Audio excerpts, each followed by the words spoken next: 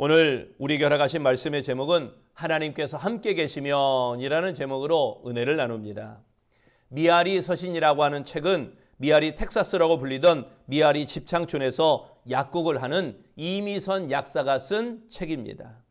어릴 때 태어난 그곳에서 술집 언니들과 친하게 지내며 골목을 뛰어놀던 소녀가 성장하여 약사가 되어서 그곳에 돌아오게 되었습니다. 이미선 약사는 약만 파는 것이 아니라 그곳 사람들의 상처난 마음을 어루만지고 치유해주는 그들 모두의 이모이기도 합니다. 그녀가 일하고 있는 동네 중심에는 건강한 약국에 많은 사람이 찾아왔습니다. 이미선 약사는 그곳을 함께 계시는 하나님을 보게 됩니다. 찾아온 사람 중에 유난히 빨갛게 바른 입술과 진하게 바른 무지갯빛 눈화장을 한 여인이 있었습니다. 그 여인은 언제나 반짝이는 장신구가 많은 옷을 입고 있었습니다.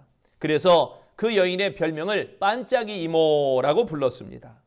그 반짝이 이모는 술에 취해서 약국에 오면 늘 술 깨는 약을 달라면서 이렇게 푸념을 합니다. 나는 집에 가면 누워있는 엄마 기저귀도 갈고 목욕도 시켜야 돼. 내가 가야 요양보호사가 퇴근하거든. 예쁜 내 새끼 사진 보여줄까? 나는 이렇게 쓰레기같이 살아도 우리 딸은 약사 언니가 나온 그 대학에 다니고 있어. 예전에 내가 나이트에 나타나면 내 손 한번 잡아보려고 줄 선 사내들이 쫙 깔렸다오. 가난이 죄라고 가난 때문에 병든 어머니 때문에 대학 다니는 딸 때문에 그 미아리에서 일하는 자신에게 반짝이 이모는 같은 말을 반복하며 이야기합니다. 사정이 하도 딱하여서 이미선 약사가 교회에 다니라고 전도하면 이렇게 이야기했다고 합니다. 나도 교회라는 데를 가보고 싶어요. 하나님도 만나고 싶어요. 교회 종소리 들으면 편안해지고 교회 노래를 들으면 왠지 기분이 좋아져요. 근데 아무도 나에게 교회 가자고 하는 사람이 없어요. 머쓱하게 혼자 가기는 그렇잖아요. 약사 이모가 나 좀 교회에 데려가 줄래요? 그럼 정말 좋겠어요.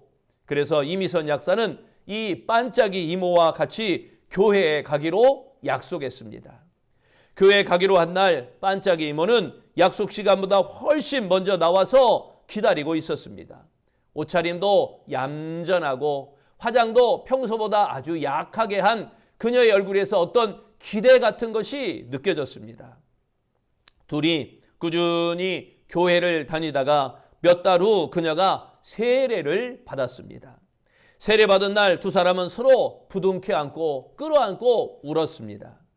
지나간 인생이 슬퍼서 울고 자기와 같은 죄인을 건져주신 하나님의 은혜에 감사해서 울고 나 같은 죄인이 작은 약국 가면서 사마리아 사람처럼 남을 도울 수 있음에 감사해서 울고 그것은 하나님의 함께 계심의 은혜였던 것입니다. 우리가 봉독한 말씀은 사무엘상 18장입니다.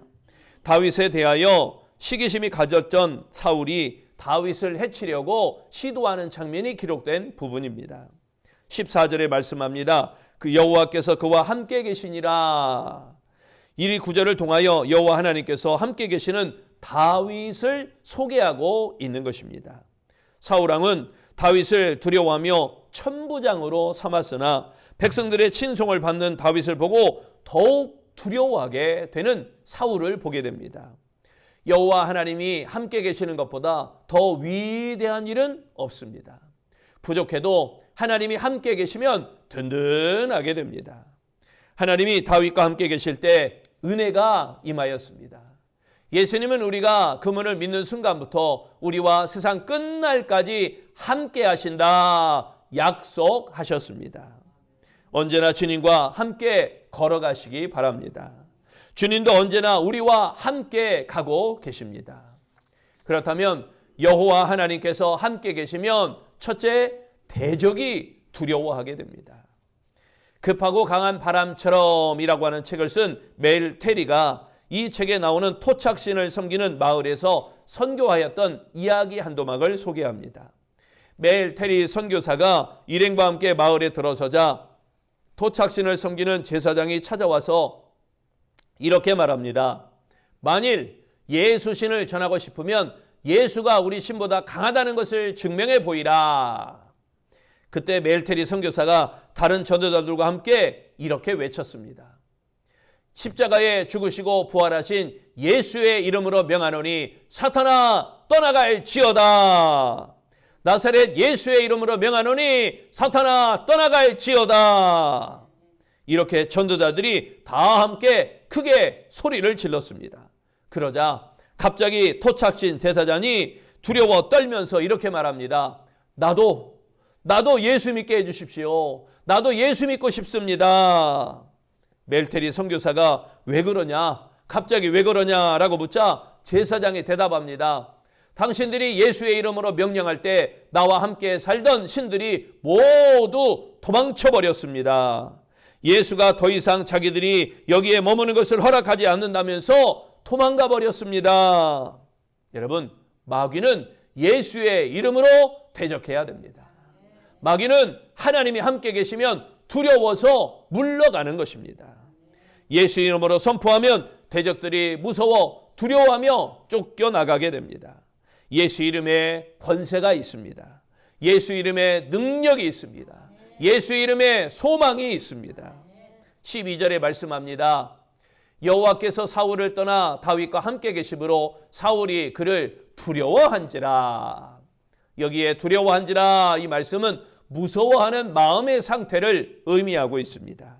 사울이 다윗을 두려워하게 된 이유는 하나님이 다윗과 함께 계신다. 이 사실 때문입니다. 사울은 하나님과 동행하는 다윗을 볼 때마다 두려움을 느꼈습니다.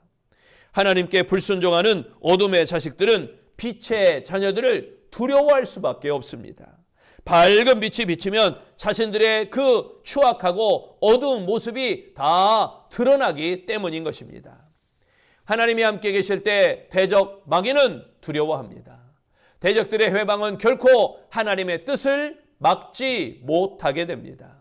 하나님을 대적하거나 하나님의 뜻을 회방하는 것은 오히려 자신의 멸망을 재촉하는 일이 될 뿐인 것입니다. 하나님이 다윗과 함께 계실 때 두려움이 물러갔습니다. 다윗을 죽이려고 사울이 2번이나 창을 던졌지만 하나님께서 살려주셨습니다. 하나님이 함께 계시면 대적들이 아무리 죽이려고 하여도 하나님께서 보호하시는 것입니다. 대적들을 두려워하게 하며 하나님이 함께 계시는 자에게 평안의 은혜를 내려주십니다. 어둠의 대적들이 가장 두려워하는 빛 대신 하나님, 여호와 하나님께서 함께 계시면 대적이 두려워한다는 사실을 믿으시기를 바랍니다. 2번째, 여호와 하나님께서 함께 계시면 만사를 지혜롭게 합니다. 헨리 나우엔의 마음의 길이라고 하는 책에 정신과 의사를 찾아온 부인의 이야기가 나오게 됩니다. 부인은 진료실에 들어오자마자 발작을 하며 혈기를 부렸습니다. 의사는 간호사를 불러 겨우 그녀를 진정시키고 진료를 하기 시작하였습니다. 그때 그녀가 오른손 주먹을 꽉 쥐고 있는 걸 발견했습니다. 그래서 옆에 간호사도 의사도 아무리 애를 써도 그 손을 펼 수가 없어서 간호사의 도움으로 손가락을 하나씩 겨우 펴기 시작했습니다. 마지막 새끼 손가락을 폈을 때 땡그렁하고 동전 한 입이 떨어집니다.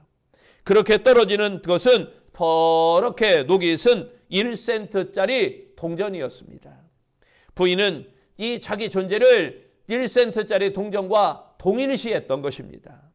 그 부인은 동전을 잃어버리면 자기가 없어져 버린다, 이런 강박을 갖고 있었습니다. 그래서 누가 와서 동전을 빼앗아 가지 않을까 불안과 두려움으로 매일매일 시달렸습니다. 그래서 있는 힘을 다하여 동전을 움켜쥐고 꼭 쥐고 있었던 것입니다. 현대인의 삶을 풍자적으로 표현한 내용입니다. 여러분, 무엇을 움켜쥐고 있습니까? 여러분의 손에는 지금 그 동전 대신 무엇이 꼭 잡혀 있습니까? 중요하지 않은 것을 움켜쥐고 살아가고 있습니까? 중요하지 않은 것에 집착하고 있지는 않습니까? 여러분, 그 모습은 지혜로운 모습이 아닙니다. 예수님께서는 마귀가 제안한 물질과 인기와 권력 이 세 가지와 하나님이 주신 사명을 절대 바꾸지 않았습니다. 하찮은 것, 가치 없는 것에 목숨 걸기보다 하나님께서 주신 사명에 목숨을 걸고 행하는 것이 올바른 지혜일 것입니다. 사명 때문에 존재의 의미를 느끼는 지혜로운 인생이 되시기를 바랍니다. 아름답고 지혜로운 복 있는 사명자가 되어지시기를 바랍니다. 14절에 말씀합니다. 다윗이 그의 모든 일을 지혜롭게 행하니라. 여호와께서 그와 함께 계시니라. 여기에 지혜롭게 행하니라 이 말씀은 대상을 통찰함으로 결과가 훌륭하다라는 뜻입니다. 본문의 다윗이 지혜롭다는 사실을 강조하고 있는 말씀이죠. 그러므로 이 다윗이 용맹한 맹작일 뿐 아니라 지혜로운 지장임을 밝히고 있습니다. 즉 이스라엘을 인도하기에 조금도 부족함이 없다는 사실을 잘 드러내고 있는 것입니다. 다윗의 지혜는 그 자신에게서 비롯된 탁월함이 아니었습니다. 항상 여호와께 감사하는 자로서 여호와 하나님께 함께하는 자로서 다윗의 지혜는 여호와 하나님으로 말미암았던 것입니다. 그것이 바로 다윗의 무한한 위대함의 원천입니다. 다윗은 하나님께서 함께 계심으로 맡은 일을 지혜롭게 행하였습니다. 하나님께서 함께 계실 때 우리는 맡은 일을 크든 작든 간에 하나님께서 주시는 지혜로 성공적인 결과를 거둘 수 있게 되는 것입니다. 지혜의 근원 되신 하나님이 함께 계시기에 모든 일을 완벽하게 완전하게 행할 수 있게 됩니다. 하나님이 함께 계심으로 모든 일을 지혜롭게 행하시기 바랍니다. 사람은 여러 번 넘어질 수 있습니다. 그런데 중요한 것은 일어나는 것이 지혜입니다. 넘어져서 아파하고 넘어져서 슬퍼하고 넘어져서 고통스러운 건 미련한 것입니다. 넘어졌다면 바로 일어서는 것, 이게 지혜입니다. 여호와 하나님께서 함께 하시면 그 모든 만사를 지혜롭게 한다는 사실을 믿으시기를 바랍니다. 세 번째, 여호와 하나님께서 함께 하시면 모두의 사랑을 받게 됩니다. 어느 겨울 한 노인이 식료품 가게에서 빵을 훔친 절도죄로 재판을 받게 되었습니다. 판사가 노인에게 물었습니다. 왜 빵을 훔쳤습니까? 노인은 대답합니다. 나흘을 굶어 아무것도 눈에 안 보였습니다.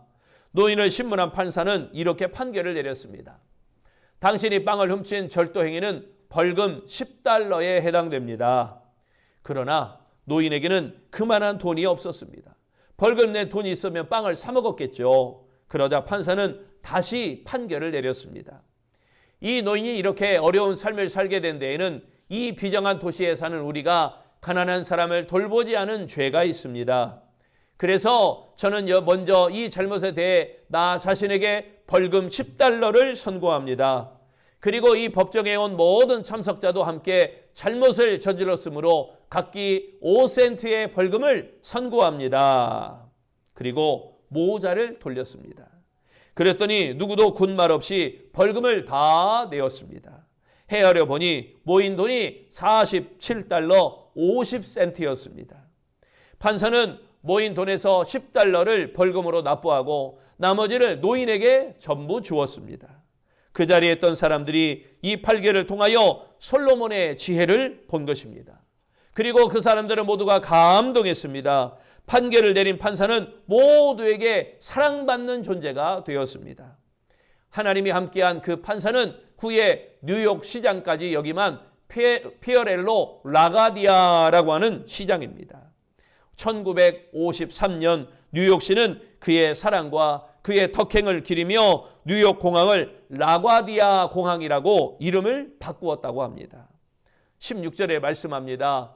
온 이스라엘과 유다는 다윗을 사랑하였으니 그가 자기들 앞에 출입하기 때문이었더라.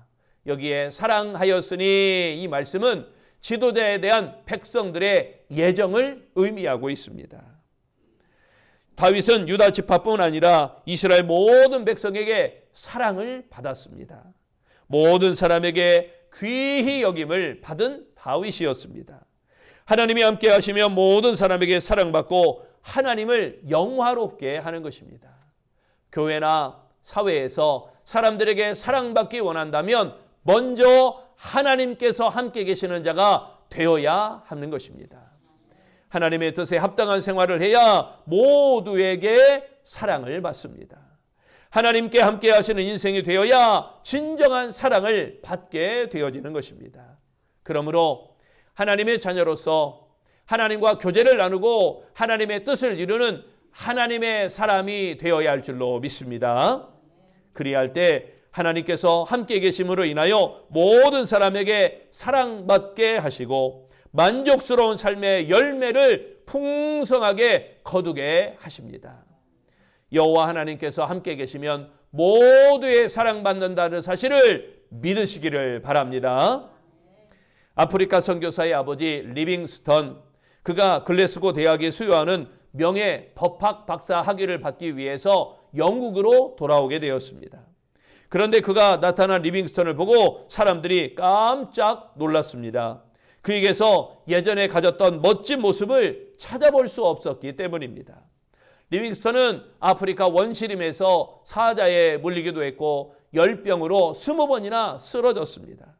학위를 받은 리빙스턴은 감사의 뜻을 표하면서 이렇게 말하였다고 합니다. 나는 아프리카로 다시 돌아가겠습니다.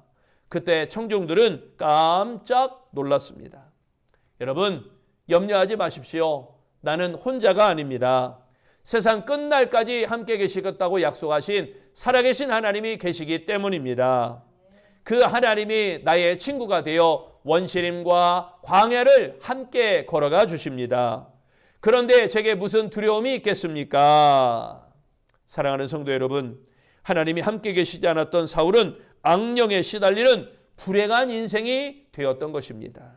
그러나 하나님이 함께 계시는 다윗은 복된 인생이 되었습니다. 하나님이 함께 계시는 아름다운 인생이 되시기를 바랍니다. 그러므로 하나님을 떠나지 아니하시고 함께 계시도록 하나님을 기쁘시게 하는 우리 아름다운 성도 되시기를 바랍니다. 하나님이 함께 계심으로 대적이 두려워하는 하나님의 사람 되시기를 바랍니다. 하나님이 함께 계심으로 모든 일을 지혜롭게 하는 자가 되시기를 바랍니다. 하나님이 함께 계심으로 모든 사람에게 사랑받는 복 있는 사람 되시기를 바랍니다. 그렇게 하나님이 함께 계심으로 더욱 아름다운 성도, 은혜로운 성도, 행복한 성도 되시기를 축원합니다. 기도하겠습니다. 오늘도 임마누엘 하나님 우리와 함께하여 주옵소서. 예배할 때 함께하시고 기도할 때 함께하시고 전도할 때 함께하시며 우리가 숨 쉴 때 함께하시고 걸어갈 때도 함께하시고 잠을 잘 때도 함께하시는 하나님이심을 믿습니다. 하나님 우리에게 잠시 잠깐 또 떠나지 아니하시고 언제나 영원토록 동행하시며 함께하시는 하나님, 우리를 눈동자처럼 지키며 날마다 주님 품 안에 품어주시는 하나님, 그 하나님을 믿기 때문에 우리도 주님 앞에 나아가기를 소망합니다. 그리하여 하나님이 함께 하심으로 대적이 두려워하는 사람이 되게 하시고 하나님이 함께 하심으로 모든 일을 지혜롭게 행하는 사람이 되게 하시며 하나님이 함께 하심으로 모든 사람에게 사랑받는 자가 되도록 축복하여 주시옵소서. 하나님이 함께하는 우리 아름다운 성도 되어지기를 예수님 이름으로 기도합니다. 아멘.